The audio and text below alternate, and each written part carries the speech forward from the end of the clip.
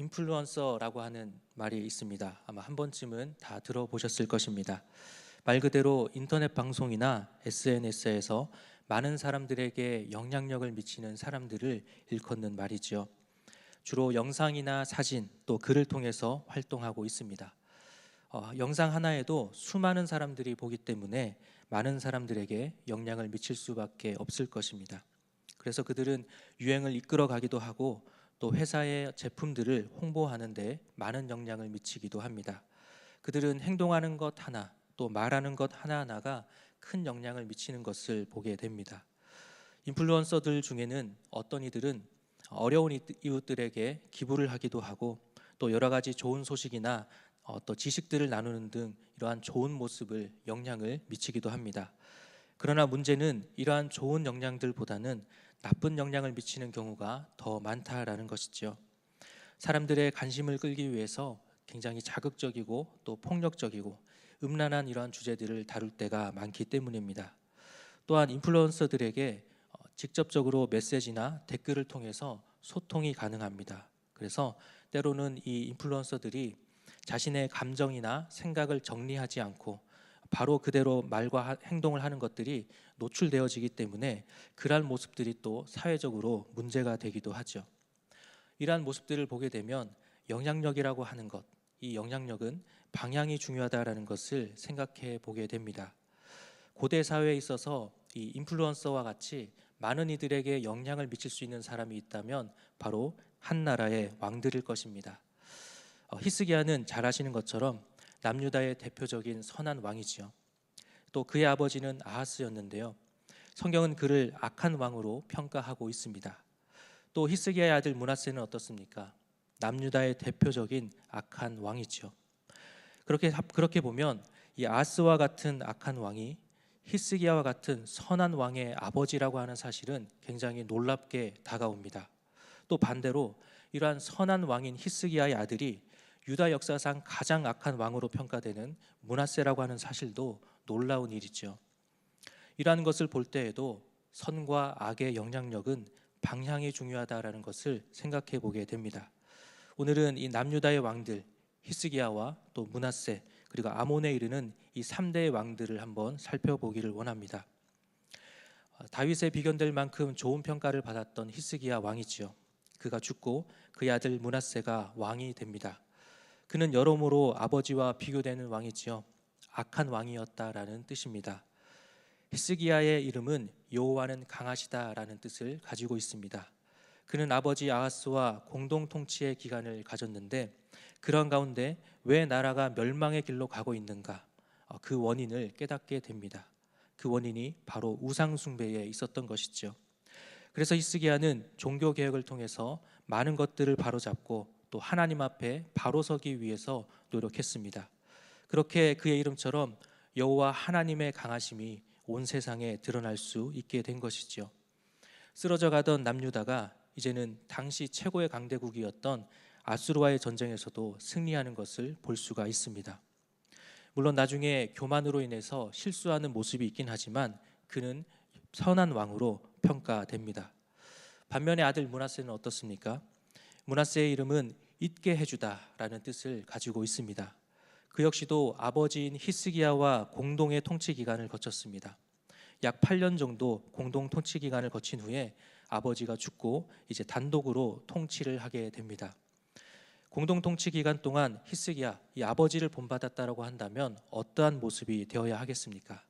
하나님을 경외하는 것이 어떠한 모습인지 또 어떻게 해야 하는지를 보고 배웠을 것입니다.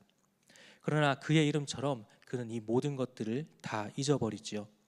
그는 반대의 악한 길을 걸어가게 됩니다. 므낫세가 한 일들을 잠시 살펴보면 이렇습니다. 첫 번째로 이 산당을 다시 세웁니다. 산당은 성전을 짓기 전까지 하나님을 제사하던 그런 장소로 사용되기도 했죠. 그러나 문제는 본래 이 산당이 가나안의 우상들을 예배하는 장소였다라는 것입니다. 그러다 보니 하나님을 예배하는 것만이 아니라 가나안의 토속적인 신앙과 엮이게 됩니다. 자연스럽게 우상 숭배의 모습이 이어지게 되는 것이지요. 그래서 히스기야도 예루살렘 성전 중심의 제사를 원합니다. 그런데 그의 아들 므낫세는 아버지가 제거했던 이 산당들을 다시 세웁니다. 또 그는 바알 제단을 쌓고 아세라 목상을 만듭니다. 가나안의 대표적인 우상들이지요. 특히 제사 가운데 음란한 모습들이 이루어지고 또 그로 인해서 많은 백성들이 타락하게 되는 것을 보게 됩니다. 또 그뿐만이 아니라 하늘의 모든 일월성신도 경배하였고 특별히 하나님이 가증히 여기시는 인신제사도 버렸습니다. 자신의 아들들을 인신제사로 드리는데 한 명을 드리는 것이 아니라 여러 명을 드리죠.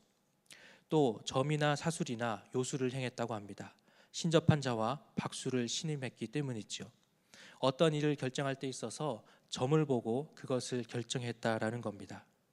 이렇게 너무나 많은 우상 숭배의 모습들이 있었는데 이것이 여호와 보시기에 악을 많이 행했고 여호와를 진노하게 하였다라고 성경은 말씀해 주고 있습니다. 이러한 상황 가운데서 오늘 우리가 읽은 이 본문 말씀이 시작되고 있습니다. 우리는 오늘 이 본문 말씀을 통하여서 크게 두 가지로 살펴보고자 합니다. 첫 번째는 죄의 흔적은 쉽게 지워지지 않는다라는 사실입니다. 므낫세는 더 이상 이 우상 숭배에 관하여서는 더는 할 수 있는 것이 없다라고 생각할 만큼 너무나 많은 악행을 저질렀지요. 그리고 왕인 므낫세 한 사람의 잘못으로 인해서 유다의 백성들 역시도 멸망의 길로 들여놓게 됩니다. 이 하나님께서는 그를 앗수르에 사로잡혀서 끌려가는 신세가 되게 하시죠. 하나님께서 그를 징계하실 수밖에 없었던 이유가 무엇입니까? 이미 이 죄악에 대해서 우상 숭배에 대해서 계속해서 경고하셨음에도 불구하고 왕과 백성들이 듣지 않았기 때문입니다. 그렇게 끌려간 앗수르에서 므낫세는 자기 자신을 돌아보게 됩니다. 그리고 그곳에서 하나님을 만나게 되죠. 낮아지고 낮아진 그곳에서 겸손하여지고 또 하나님을 찾고 기도하게 됩니다. 그때에 겸손하여 하나님을 찾을 때에 하나님께서는 다시 예루살렘으로 돌아가게 하시죠. 왕의 자리에 다시 돌아오게 된 것입니다. 우리 본문 말씀 13절 말씀입니다. 우리 함께 읽어보겠습니다. 시작.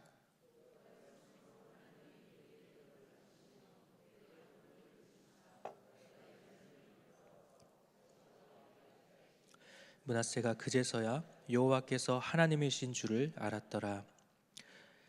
하나님을 찾았을 때에 하나님께서 그를 회복시켜 주셨습니다. 그제서야 므낫세는 여호와가 하나님이신 줄을 알았다라고 말씀합니다. 이제 하나님을 알게 된 므낫세는 어떻게 달라지게 됩니까? 이 어문은 이스라엘 성문 중에 하나이죠. 이 어문에서 오벨이라는 언덕까지 외성을 높이 쌓습니다. 방위를 튼튼하게 하고 거기에 인력도 배치합니다. 그리고 중요한 것은 우상과 이방의 제단을 폐하고 하나님을 섬기도록 백성들을 이끌어 갑니다. 오늘 본문 말씀 15절 말씀입니다. 이방신들과 여호와의 전의 우상을 제거하며 여호와의 전을 건축한 사내와 예루살렘에 쌓은 모든 제단들을 다 성 밖에 던지고라고 말씀하고 있습니다. 우상과 이방의 제단을 폐했다라는 것이죠. 므낫세가 회개하면서 분명한 영적인 변화가 있었다라는 것을 확인할 수가 있는 겁니다. 그러면 이제부터가 중요하지요. 회개하면서 돌이킨 지금 하나님도 그를 회복시켜 주셨고 또 나라의 방비를 재정비하고 있습니다. 이것은 강대국가의 외교를 잘해서 나라를 잘 이루어가겠다라는 그러한 의미가 아니죠. 나라가 싸우는 일이 있을지라도 이 이방의 강대국과 싸운다 할지라도 하나님께 모든 것을 맡기겠다라고 하는 그러한 의지를 보여주는 것입니다. 그런데 이 역다의 말씀은 갑자기 이 므낫세의 죽음을 말씀해 주고 있습니다. 이제 하나님께로 돌이키고 무엇인가 새롭게 시작해 보려고 하는 것 같은데 여기서 끝이 나게 됩니다. 회개하고서 다시 남유다가 일어서는 모습으로 그 이야기들이 진행되어진다면 소설이나 드라마였다면 어떻겠습니까? 굉장히 재미있는 이야기가 되겠죠. 그런데 그렇지 않습니다. 왜 이런 허무한 결말을 맞이하게 되었을까라는 의문을 갖게 됩니다. 우리가 본문 말씀 16절에 보면 므낫세는 여호와의 제단을 보수하고 화목제와 감사제를 드렸다라고 말씀합니다. 화목제와 감사제가 무엇입니까? 이 화목제는 하나님과의 화목을 기념하고 또 감사하는 제사이지요. 그리고 감사제는 이런 화목제의 하나의 한 종류입니다. 므낫세가 화목제와 감사제를 하나님께 드린 것도 잘한 것이지만 그보다 앞서서 드려야 할 제사가 있지요. 그것이 무엇입니까? 바로 번제입니다. 자신의 잘못과 이 유다 백성들의 잘못을 먼저 하나님 앞에 제대로 서서 회개하는 시간이 있었어야 했습니다. 또한 17절 말씀을 보게 되면 백성이 그의 하나님 여호와께만 제사를 드렸으나 아직도 산당에서 제사를 드렸더라라고 말씀해 주고 있습니다. 므낫세는 여전히 백성들이 산당에서 제사 드리는 것을 허용했다라는 것이죠. 이 우상 숭배의 관습이 깊이 물든 상태였기 때문에 철저한 개혁을 이루기가 그만큼 어려웠던 것입니다. 므낫세가 온 백성들과 함께 하나님 앞에 번제하며 자신의 잘못들을 회개했다라고 한다면 백성들까지도 자신의 잘못된 모습을 깨닫고 돌이키게 할 수 있었을 것입니다. 예전의 잘못된 습관들을 버리고 다시 새롭게 시작할 수도 있었을 것입니다. 오늘 우리도 이러한 말씀을 통하여서 우리의 모습을 보기 원합니다. 하나님과의 관계가 바로 서기 위해서는 감사하는 모습도 중요하지만 죄를 고백하고 용서받는 것이 먼저라는 사실입니다. 우리는 때로는 회개를 소홀히 하면서 감사와 찬양에 집중할 때가 있죠. 왜 그렇습니까? 감사하고 찬양하는 것은 그 자체가 기쁘기 때문입니다. 찬양을 잘하지 못할지라도 찬양을 싫어하는 사람은 없을 것입니다. 반면에 회개는 자기 잘못을 인정해야 합니다. 자신의 잘못을 고백해야 합니다. 그 자체가 불편한 것이지요. 우리가 모기에 물리면 어떻게 됩니까? 당연히 가렵지요. 그런데 어떤 모기들은 우리가 견딜 수 없을 만큼 너무나 가렵게 만들기도 합니다. 우리는 이것을 긁으면 안 된다라는 것을 알지만 나도 모르게 자꾸 손이 가지요. 참아야 하는데 이 참아야 하는 것이 괴롭습니다. 그러다 보면 결국은 다시 그 가려운 곳을 긁게 되고 긁다 보면 상처가 납니다. 상처가 아물다가도 이 긁음으로 인해서 더 큰 상처를 내게 되지요. 바로 이 죄의 모습, 또 죄를 돌이키는 이 과정의 모습들이 이러한 것 같습니다.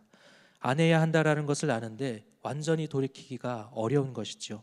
자꾸만 손이 가고 긁고 또 긁게 됩니다. 완전히 아물 때까지 상처가 나고 또 나게 되는 것이죠. 비록 므낫세가 여호와의 하나님이심을 인정하게 되었지만 완전히 예전의 것들을 버리기가 어려웠다라는 것을 보게 됩니다. 죄의 흔적을 지우기는 어렵기 때문이죠. 우리가 또한 나누기 원하는 것 두 번째는 선한 것보다 악한 것을 따르는 것이 더 쉽다라는 사실입니다.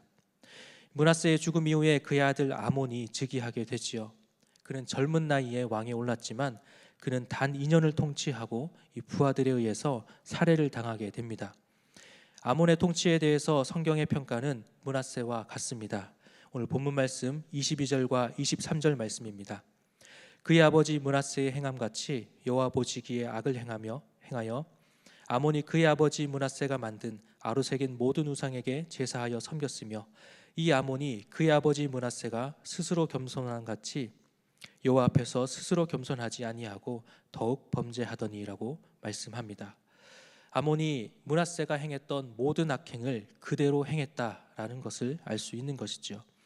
구체적인 내용들은 그 뒤를 이었던 또 한 명의 선한 왕 요시야의 개혁을 통해서도 알 수 있습니다. 요시야가 벌였던 대대적인 종교 개혁에는 율법서의 발견도 있었지만 아몬의 우상 숭배가 큰 영향을 미친 것입니다. 성경이 평가하는 대부분의 왕들의 모습을 보면 이 우상을 섬기면서도 또 다른 한편으로는 여호와이신 하나님을 섬겼습니다. 므낫세도 아합도 하나님 앞에 예배를 드렸습니다. 그러면서도 우상을 섬기는 모습들이 하나님의 진노를 일으킨 것이지요. 그러나 이들은 적어도 여호와 하나님이 이스라엘의 하나님이라고 하는 그 기본적인 인식들을 가지고 있었습니다. 그런데 이에 반해서 이 아몬은 하나님으로부터 완전히 돌아선 사람이었습니다. 평행본문인 열왕기하의 말씀을 보면 이렇게 말씀합니다. 열왕기하 21장 20절에서 22절 말씀입니다. 함께 읽겠습니다. 시작.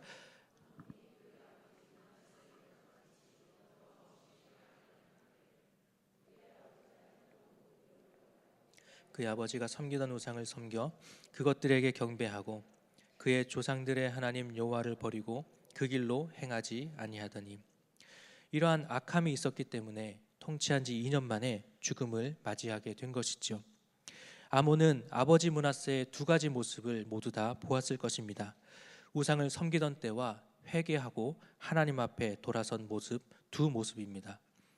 우상을 섬기던 때에 하나님께서 그를 징계하셨고 겸손하여 하나님을 찾게 되었을 때에 하나님께서는 그를 회복시키셨습니다. 신명기 5장 9절과 10절 말씀에 이렇게 말씀합니다. 그것들에게 절하지 말며 그것들을 섬기지 말라.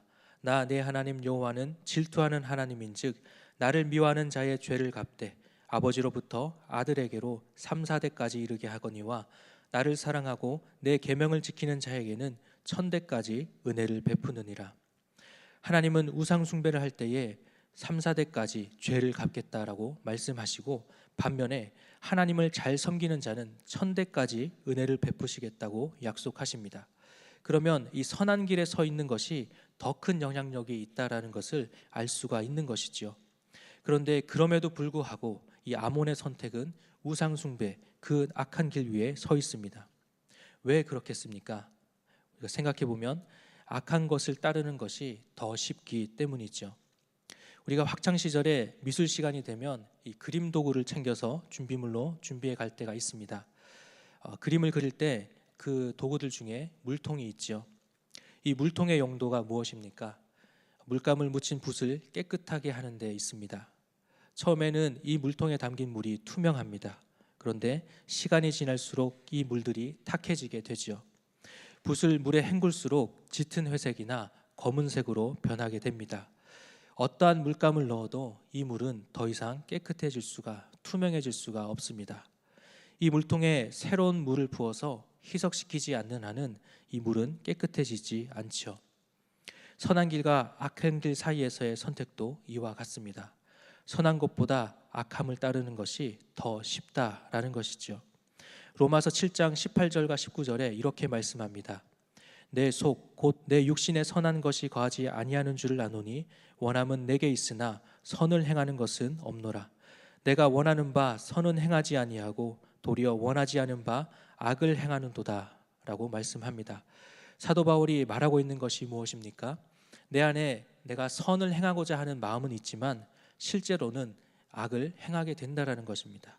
악을 행하기가 더 쉽다라는 것이죠. 우리는 이렇게 늘 두 가지 갈림길 위에 서 있습니다. 히스기야와 므낫세, 이 아몬은 하나님과 우상 숭배 사이에서의 길이었지만 더 크게 보면 순종의 선한 길과 불순종의 악한 길입니다. 우리 역시도 그 가운데서 방황하게 됩니다. 선한 것이 정답이고 옳은 길임을 알고 더 큰 영향력이 있음도 알고 있습니다. 그런데도 불구하고 우리는 이 상황 가운데서 실수할 때가 있다라는 것이죠. 이러한 우리가 오늘 말씀을 통해서 기억해야 할 것은 악한 길 위에 섰던 흔적은 쉽게 지워지지 않는다라는 사실입니다. 또 선한 것보다는 악한 길을 따르는 것이 더 쉽다라는 사실이죠. 그렇다면 우리가 이러한 상황 앞에서 필요한 것이 무엇이겠습니까? 적어도 우리의 입장에서는 쉽지 않지만 적어도 선한 길 위에 서기 위해서 발버둥 쳐야 한다라는 사실입니다. 그리고 동시에 우리의 이 발버둥만으로는 해결되지 않음도 인정해야 하는 것이죠. 우리의 삶 속에서 수없이 경험하고 고백하는 사실이 아니겠습니까? 그래서 우리는 예수 그리스도를 바라보아야 합니다. 선한 길 위에 서는 것은 쉽지만 이것이 예수 그리스도를 통하여서는 가능해집니다. 고린도후서 5장 17절 말씀 함께 읽겠습니다. 시작. 새로운 피조물이라 이전 것은 지나갔으니 보라 새 것이 되었도다. 아멘. 예수 그리스도를 통하여서 우리는 더 쉽고 더 편한 길일지라도 옛 모습을 버리고 새로운 모습으로 나아갈 수가 있는 것이지요. 예수 안에 거할 때에 성령의 능력으로 우리를 변화시키시고 선한 길로 나아갈 수 있도록 능력을 부어주십니다. 우리의 삶 가운데 놓인 두 갈림길 사이에서 선한 길 위에 서서 선한 영향력을 끼칠 수 있는 우리 모두가 되기를 소망합니다. 말씀을 정리합니다. 히스기야의 개혁은 므낫세에게 이어지지 못했습니다. 반면에 므낫세의 악행은 말년에 그가 회개했음에도 불구하고 아몬에게로 이어지게 되지요. 므낫세는 왕으로서 55년을 통치했습니다. 유다의 왕 중에 가장 긴 시간을 통치한 것입니다. 그런데 이렇게 짧은 본문으로 그의 통치가 설명되었다라는 것은 무엇을 말해주는 것입니까? 그의 통치 대부분이 우상 숭배로 악함으로 가득했다라는 것을 보여주는 것이죠. 또한 므낫세가 말년에 회개하면서 변화된 모습을 보여주었지만 통치기간 전체를 통해서 행한 죄악은 돌이킬 수 없는 결과를 낳게 되는 것을 봅니다. 이것은 선이 미치는 긍정적인 영향보다 죄가 미치는 부정적인 영향이 따르기 더 쉽다라는 것을 계속해서 보여주고 있는 것입니다. 우리가 더욱더 하나님의 길 위에 서야 할 이유가 바로 여기에 있는 것이지요. 악함은 더욱더 악함으로 인도합니다. 나만이 아니라 주위의 사람들도 이끌고 가게 됩니다.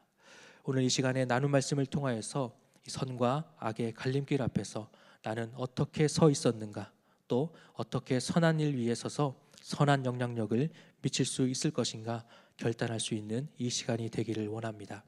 그렇게 늘 하나님의 길 위에 서서 나와 주위의 사람들을 살릴 수 있는 우리 모두가 되기를 소망합니다. 이 시간 함께 결단하시며 찬양하며 나가겠습니다.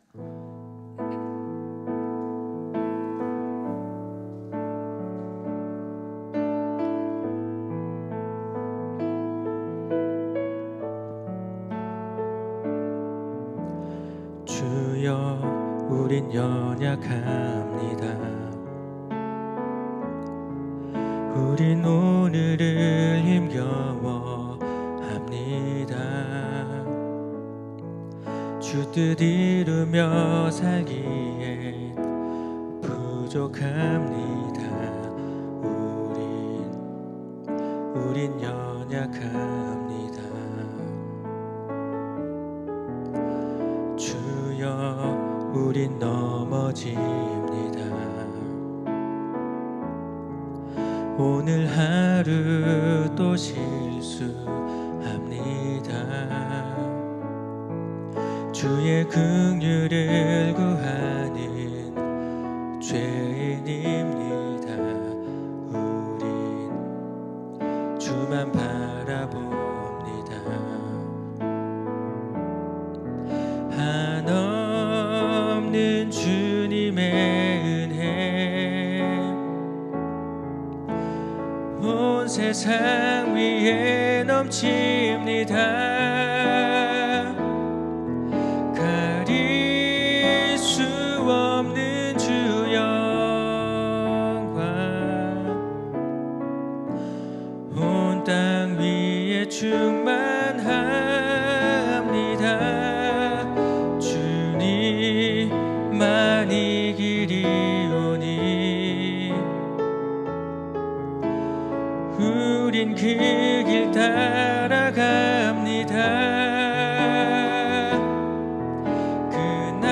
그날에 우리를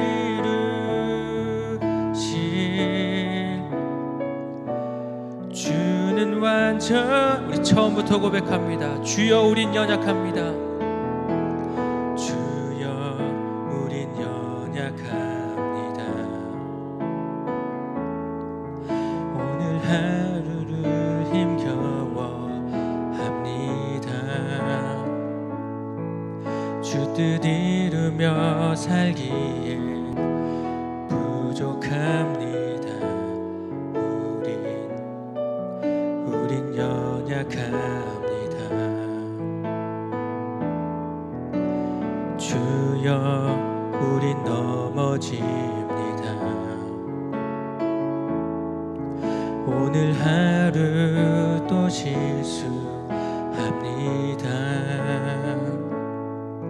주의 긍휼을 구하는 죄인입니다.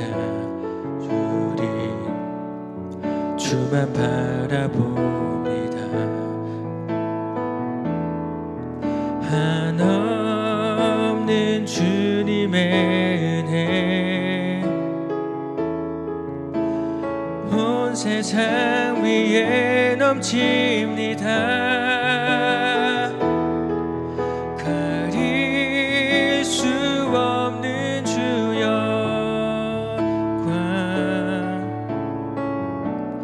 온 땅 위에 충만합니다. 주님만 이 길이오니 우린 그 길 따라갑니다.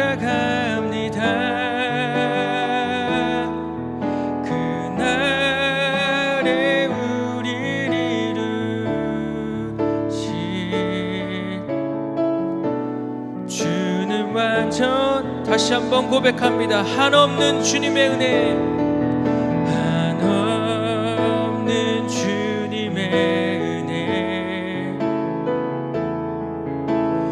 온 세상 위에 넘칩니다. 가릴 수 없는 주 영광, 온 땅 위에 충만합니다. 주님만 이 길이 오니 우린 그 길 따라갑니다. 그날에 우릴 이루신 주는 완전합니다. 이 시간 우리 함께 결단하며 나가기 원합니다. 기도하실 때에 오늘 말씀을 생각하시면서 우리의 삶의 여정 가운데 놓이는 선택의 순간들을 기억해 보기 원합니다. 선한 길과 악한 길, 주님의 뜻과 그 뜻에 반대되는 길입니다. 하나님이 기뻐하실 일과 기뻐하지 않으실 일이죠. 두 갈림길 사이에서 우리는 고민하게 됩니다. 그리고 실수할 때가 있습니다. 또한 그 실수는 반복되어집니다. 죄의 흔적은 쉽게 지워지지 않기 때문이지요. 또 선한 것보다 악을 따르는 것이 더 쉽기 때문입니다. 그러나 이제는 우리가 주님을 붙들며 결단하며 나가길 원합니다. 하나님, 선한 길 위에 설 수 있도록 우리를 인도하여 주옵소서. 예수 그리스도로 말미암아 새로운 마음과 모습으로 서게 하여 주옵소서. 성령 하나님, 우리의 결단을 지켜나갈 수 있도록 하나님 우리의 삶을 인도하여 주옵소서. 다 함께 결단하며 주님 한번 부르시며 나가겠습니다.